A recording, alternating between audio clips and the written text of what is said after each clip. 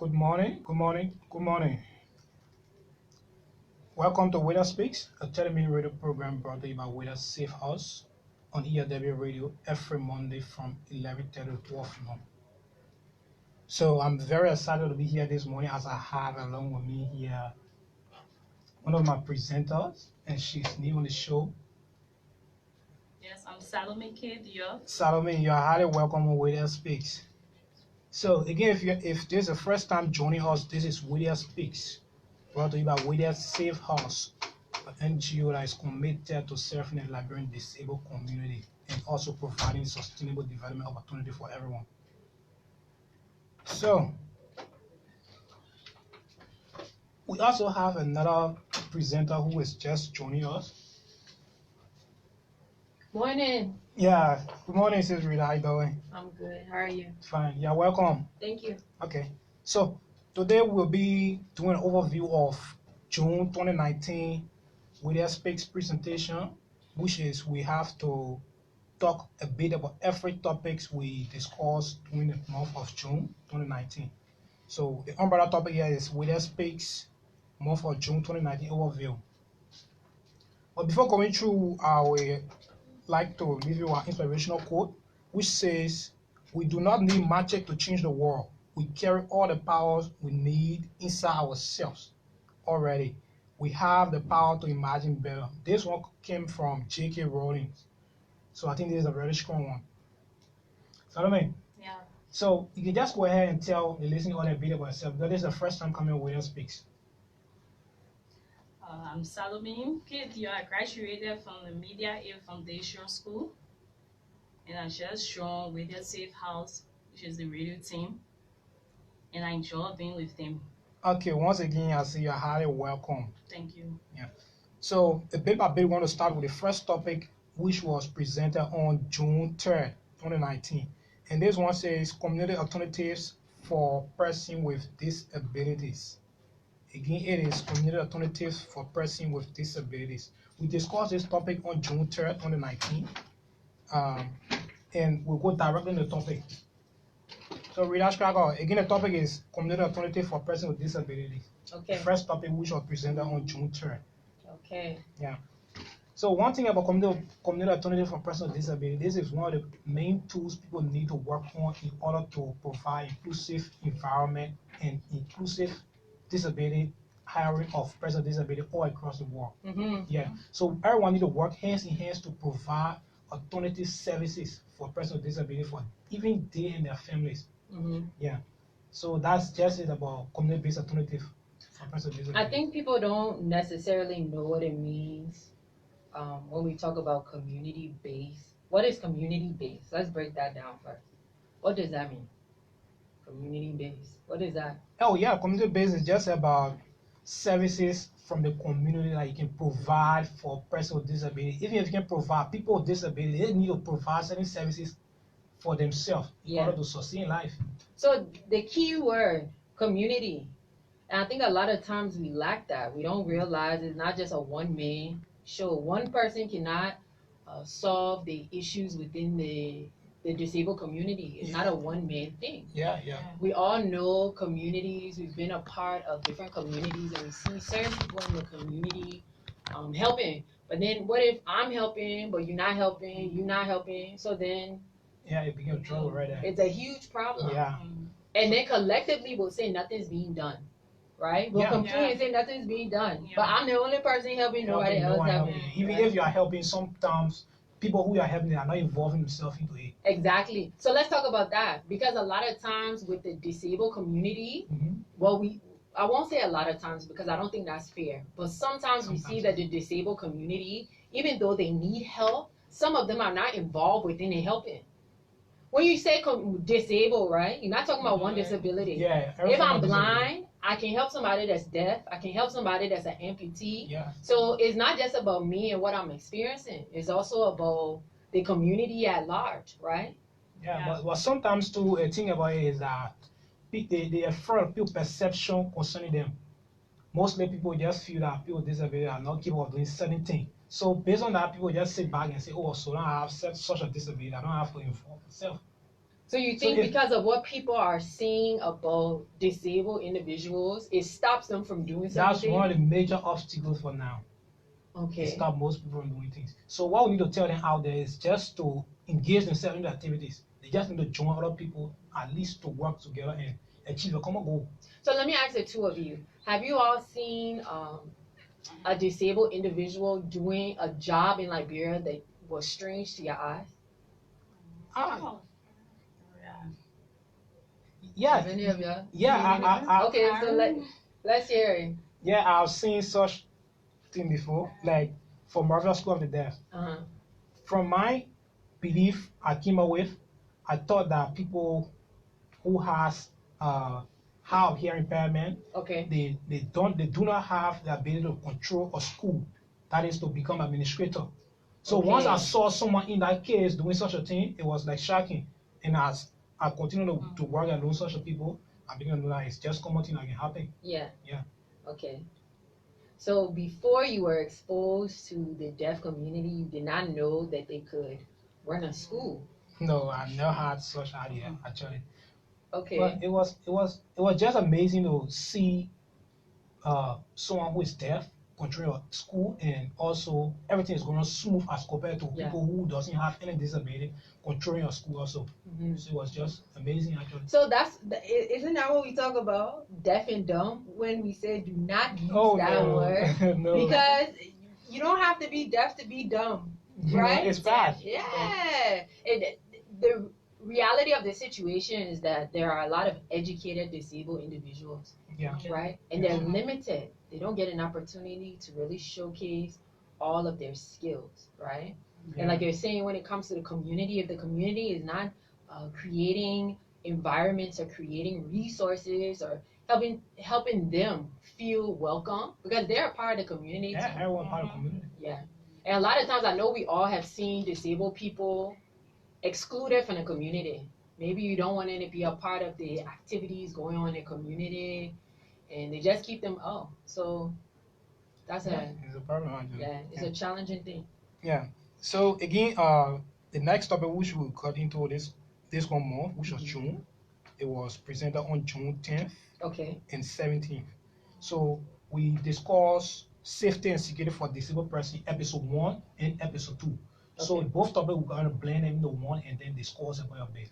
Yeah. So the topic again is safety and security for disabled person. So the thing about people with disability, they serve as the largest minority, right? Mhm. Yeah, but they are vulnerable to to to let's say violence and other things. Mhm. People Yeah. always use means that because they are disabled, Yeah. they always try to harm them certain way. Yeah. It might be financially, it might be physically, Yeah. in a way. Yeah. So in order to do this, in order to stop this, we just need to teach people out there to stop seeing people with disability as people who are instrument of violence. Yeah. You just don't need to. You don't have to just meet them and then try to harm them in certain form. You have to protect them. They are all human like us. Mhm. Yeah. So you just okay that work together to ensure that people with disability rights are recognized and protected. Yeah. Well, most people that right are not recognized and protected. That's the Yeah. problem. That's a big deal, especially when you're talking about the women within the disabled community. Because we know right now, all over the world, I mean, we celebrate International Women's Day. There's a whole month Yeah, that March, celebration. March, Thank yeah. you, because you know I like that type of celebration. Yeah. There's a whole month, there's a whole day that recognize women, right? Yeah. And we know that right now in the world, there's a lot of groups that are very active, speaking on behalf of women. You know, young girls, just all over the world. Yeah. So in Liberia, there's no exception, right? We see a lot of women within the disabled community get mistreated in different ways. The number one thing is rape. We Yeah. see that a lot. We see that all the time, especially in the deaf community. I remember a couple of months ago when we had a principal. It wasn't this year, it was last year. We had one of the principals from the deaf schools, Hope School for the Deaf. And he talked about the challenges with some of his students or some of the students that he's worked with being raped. You know, and once they're raped because they're deaf, they can't speak, nobody take them seriously. Right? So it's a small girl that's raped or a middle-aged woman that's raped, and she's not given the respect that she needs in order for her to receive the type of healing and type of protection that she needs, right? Yeah. So it's an unfortunate thing altogether. Yeah, See a lot of time. time. Yeah. Well, mostly sometimes people always do this because if people with disability, mostly the women, they are isolated. Sometimes they don't move, they just sit in one place through. So people use that means to carry on rape and other things. Or sometimes to sexual harassment it comes from the person trying to acquire certain services, maybe healthcare services, or trying to get mobility aid from certain group of people, and then they use that means to harass them. So Yeah. it's just a problem. I agree with you. Yeah. So Salome, you have anything to say about that too? Yeah, the disability people need for them to be safe there because like, you can't put on a child you don't have if they don't have security. Yeah. And you can say you will not give your child security. You can't You can secure your child. Yeah. So like Jones, it was I think John C. Maxwell, right? Mm-hmm. Yeah, he said we have to nurture our dream, our passion in a way like we can nurture our children. Yeah. It's like you try to bring the children a safe environment, protect them, nurture them, control them, so they come out good. One day they might be taking care of you too. Once you take care of them, they come out and might take care of you. So that's just it. We need to protect our children, but sometimes too in hospitals, someone have a child, but because the child came out with certain form of disability, they don't have limbs or other things, so they use that means to get rid of the child. They say, oh, we don't have to carry the child in our community because they're going to so they think about others, but they don't think about it. Yeah, that's true. And everyone has a passion, everyone has a dream. You don't know the child's dream. Once you carry them and try to bring them out of a safe environment, try to teach them what to be like in the society, they're going to come out with a better person. Doesn't matter about their disabilities. So those are things. And we've met different mothers, people who have had children that are disabled, they're missing limbs, and they still were able to, cover the child up, care for the child, allow the child to grow up, feel protected. Just like what she's saying, it's a big deal. If you don't protect your child, then who will? No one going to do that for you. Who will? You need to start it. At least when you start to protect them, other people out there, it might help you. Yeah, that's a fact. I think we have gone 15 minutes now. Sure, we need to announce the phone number. Yeah. So again, if you are just joining us, this is Williette Speaks, the 30-minute radio program brought to you by Williette Safe House on ELWA Radio. So today we are discussing our overview of last month, which is June 2019. We are discussing all topics that we presented on last month. So if you are listening and have interest in the show, you can kindly join us on 0777 945 945. Again, the number is 0777 945 945. You can kindly call and make a point. Yeah. So let's continue. What was the next? You said it was part 1 and part 2. Yeah, part 1 and part 2. So we discussed. Yeah, we discussed almost all. But let me say something else. Did you guys discuss weather-wise? Like the weather causes issue for safety as well. If I'm in a wheelchair and it's raining, that will cause a problem. Or if I have crutches and it's raining, it will cause a problem. Infrastructure. Yeah. So if it's not. So which means we have to modify our environment in a very friendly way where people can move smoothly. Yeah. It's also part of it. Yeah, sure. So we need to maybe, like, for instance, there are some buildings or public buildings where people only use stairs to clean up. Mm-hmm. So once we modify in a way that put stairs at the side and then put ramp at the other side, the ramp can be used by people who use wheelchair. People use wheelchair rather to move up smoothly and come back down. Even people who will use clutches or maybe white canes, they can even use that and move up.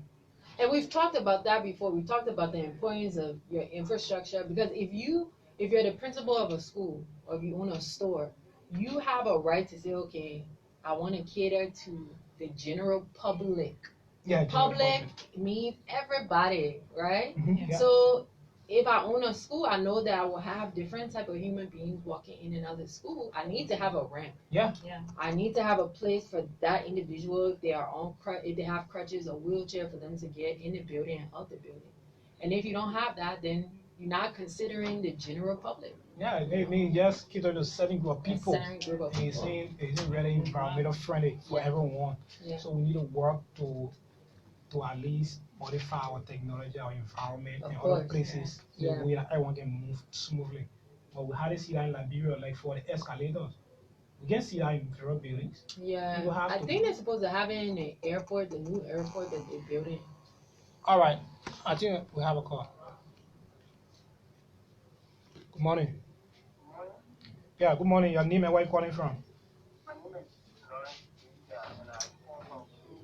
Okay, Lawrence, you're highly welcome on Williette Speaks. Make your point.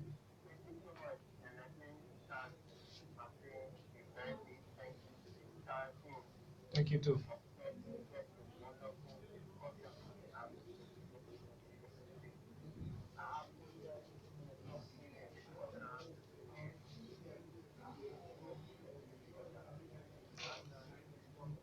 Yeah.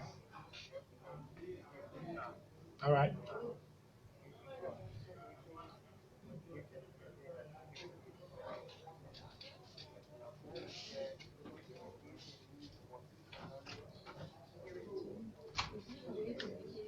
Yeah.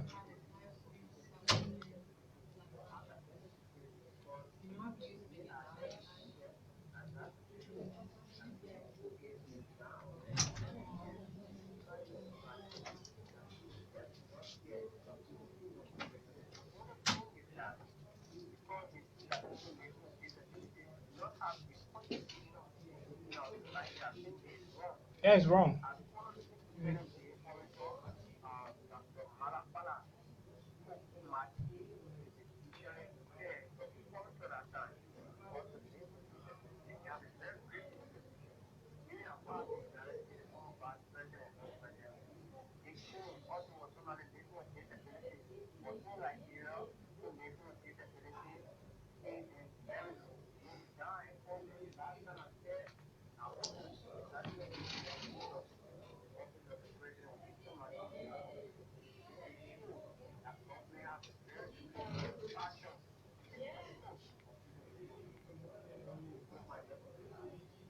Okay.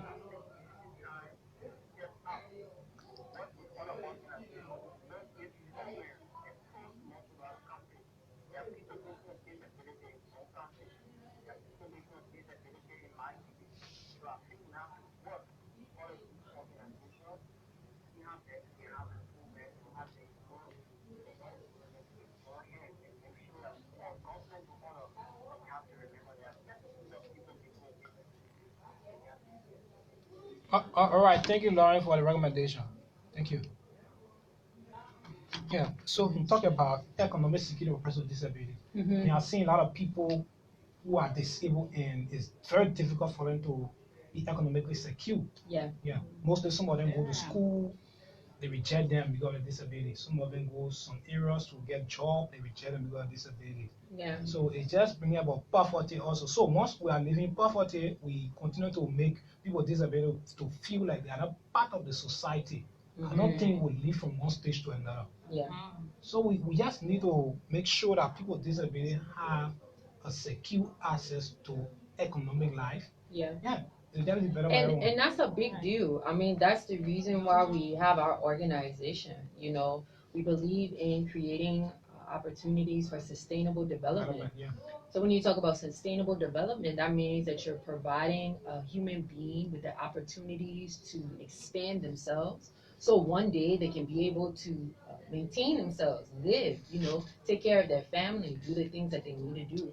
And if a human being is not taught those things, then how can you expect the society to grow? And that's what we don't realize. It's difficult. Yeah. The society is not going to grow in a successful way. Let's say that growth can come, right? Growth can come, but when you're talking about success, when you're talking about the nation growing together, you have to have individuals that have been trained in different skill sets, especially for the disabled community, because they're capable of it, right? Yeah. So yeah, he's 100% right. yeah.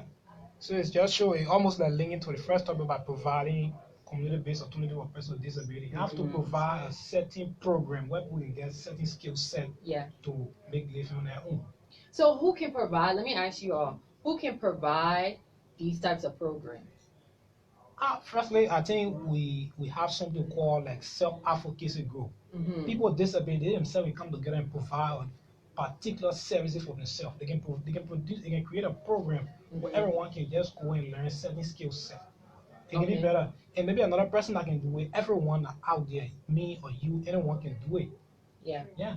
So it doesn't have to be like government only. No, we don't have to rely on government always.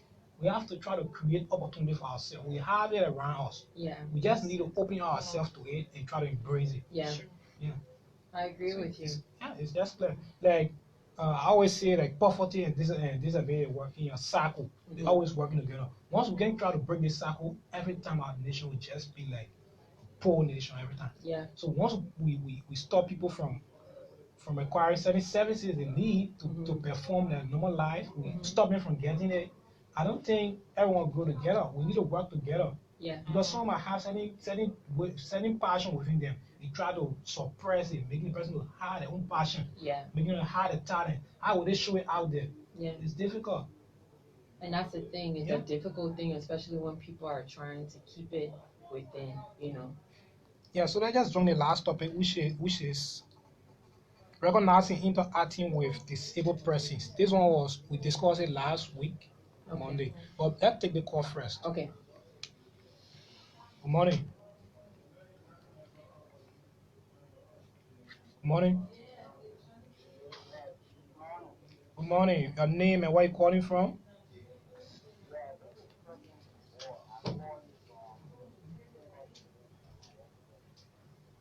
All right. Make a point.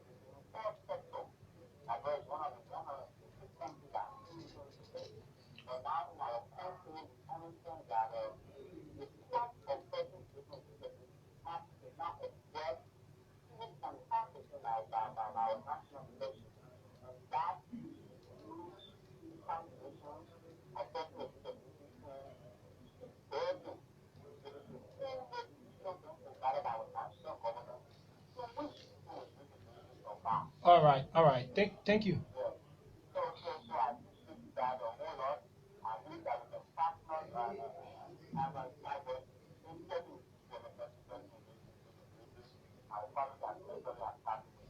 Thank you so much. Have a nice day. Thank you. Yeah. So I can just make a point. Well, we have just a few minutes in the show. We just hit the last topic, which is recognizing interacting with persons with disabilities. We had presented in studio last week, Monday. They discussed just the same topic. Yeah. So we can just go in right now. Okay. Yeah, firstly, recognizing and interacting. Before you can interact with people with disabilities, we get to know them. You have to recognize who they are first. But many people do not have the technical know-how how to maybe come across social people because of their belief. Some of them might feel that going around that person, they might feel like the person will feel somehow insecure. So they will stay back. They say it's better I just stay back and do things on my own. I don't have to go and help another person out. Because maybe that person might get angry and other things. Yeah. So we just need to stop that kind of attitude. Yeah. Yeah, we need to stop that kind of attitude out to still go around people to help them. We don't have to do it. No. You have to help other people. There are people like yourself. Yeah. Yeah. And we talked about how you identify these individuals as well. You know, how do you identify them? What wording are you using? Yeah. to describe the person. We always say it's important to find out the person's name. Don't just say, oh, blind boy, oh, deaf girl. That's not how we're doing things. That's not proper. You're calling a person by their name. They deserve to be called by their name. You want people to call you by your name, but right? But then you don't want to call the next man. You don't want to call him by his disability. You know. So that's not a right thing to do. And sometimes too, if it's the first time coming across a person, you don't know the name, it's better you call the person like the man who is blind. You don't have to say the blind man. It sounds very offensive. You have to say the man who is blind or who is deaf or have hearing. You don't have to say deaf and dumb. Yeah. We're going to stop all these negative words. So sometimes people come up with assumption that maybe because I helped the other person last time, if I wanted to help them and they oppose my help, they try to make me feel bad. I don't have to go to that person and help them too. And on the opposite, sometimes too, someone might be trying to climb up. You need to ask them for permission. Can I help you? Yes. Or sometimes people just go and just hold a wheelchair. The person might want to try on their own. I've seen that. The man trying to do it on his own. They trying to do it on his own. And then you just come behind him and start pushing him in wheelchair. He doesn't even want to go in that direction. But now you pushing him in that direction. Yeah. Sometimes when you see a blind man standing, calling the person, you talking to them, identify yourself and make them know that. Thank you. Yeah. Identify yourself. How many blind guests have we had on here and they always say that? People need to identify themselves. Fita always say that. Fita, last time we were on the air, we talked about the SIM identification of people with disabilities. Fita said, I can't be eating my food, you know, I'm visually impaired. I can see it, and then you just come and take spoon and start eating. Once I get to know, I will eat them. Yeah. That's a fact. So you can identify yourself to the person and say, oh, I'm just a person. Can I help you or can I join you? Yeah. It's just clear enough. Yeah. So it's a fact. The whole idea of showing that respect is needed because you will want people to do it to you. That's what we always talk about. I know McCatherine has talked about, one time she talked about displaying love. We had a whole topic about that. What does it mean to display love? And those are different signs of displaying love, being able to take your time, introduce yourself, being patient. If you can't do it, then don't interact with a man. Don't interact. Don't pretend to be like All right. So I think we're out of time now. We just need to wrap up quick our final thoughts. Firstly, Rita, do you have anything to say out there? My final thoughts for today is respect. Remember, it's important to be respectful towards the community, the disabled community. They're humans just like us. So if you can't be patient with them, if you can't show them respect, then don't interact with them until you can get yourself together because they're deserving of it. Yeah, sure. So, my final thought for today is please do not discriminate. We Yeah. are the same human. All right. So my final thought will be like the inspirational quote for J.K. Rowling. It says, "We do not need magic to change the world. We carry all the power we need inside ourselves already. We have the power to imagine better. Everyone has the power to imagine better, think better, and change the world." Yeah. Thank you so much out there. We hope to see you next Monday. Thank you.